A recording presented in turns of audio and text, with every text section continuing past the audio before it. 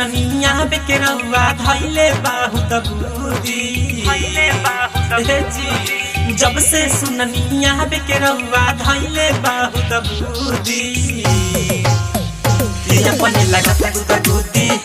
अपने से लगाता गुदा गुदी अपने लगाता गुदा गुदी अपने से लगाता गुदा गुदी जी जब से सुननिया बेकेरवा धैले बहुत बुद्धि जब से सुननिया बेकेरवा धैले बहुत बुद्धि अपने लगाता गुदा गुदी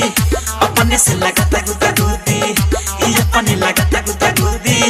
अपने से लगाता गुदा गुदी जी अपने से लगाता गुदा गुदी अपने से लगाता गुदा गुदी जी कंचन इब्राहिमपुर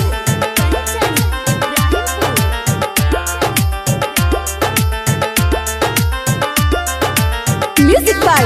रोशन कुमार।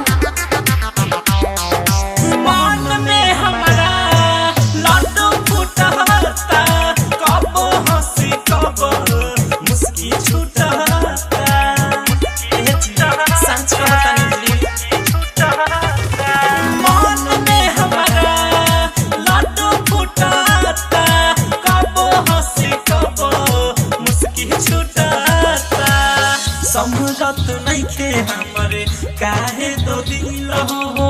पहिले न रहनी हम एता नागिल हो मन करे आंगने में खूब हम कूदी अपने लगाता गुदा गुदी अपने से लगाता गुदा गुदी अपने लगाता गुदा गुदी अपने से लगाता गुदा गुदी जी अपने से लगाता गुदा गुदी अपने से लगाता गुदा गुदी जी कंचन इब्राहिमपुर